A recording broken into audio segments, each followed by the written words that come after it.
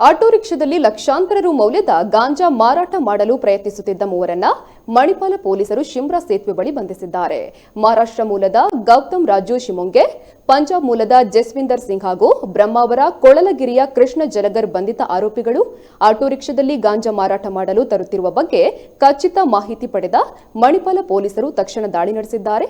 ಉಡುಪಿ ಜಿಲ್ಲಾ ಪೊಲೀಸ್ ಅಧೀಕ್ಷಕ ವಿಷ್ಣುವರ್ಧನ್ ಮಾರ್ಗದರ್ಶನದಲ್ಲಿ ಹೆಚ್ಚುವರಿ ಎಸ್ಪಿ ಕುಮಾರಚಂದ್ರ ಹಾಗೂ ಡಿವೈಎಸ್ಪಿ ಸುಧಾಕರ್ ನಾಯಕ್ ನೇತೃತ್ವದ ತಂಡ ಕಾರ್ಯಾಚರಣೆಯಲ್ಲಿ ಭಾಗಿಯಾಗಿದ್ದು, ಬಂಧಿತರಿಂದ ಸುಮಾರು 8 ಕೆಜಿ ಗಾಂಜಾ, ಕೃತ್ಯಕ್ಕೆ ಬಳಸಿದ ಆಟೋ ರಿಕ್ಷಾವನ್ನು ವಶಪಡಿಸಿಕೊಳ್ಳಲಾಗಿದೆ. ಇನ್ನು ಕಾರ್ಯಾಚರಣೆ ನಡೆಸಿರುವ ತಂಡವನ್ನು ಮಂಗಳೂರಿನ ಐಜಿಪಿ ದೇವಜ್ಯೋತಿ ರೈ ಶ್ಲಾಘಿಸಿದ್ದಾರೆ.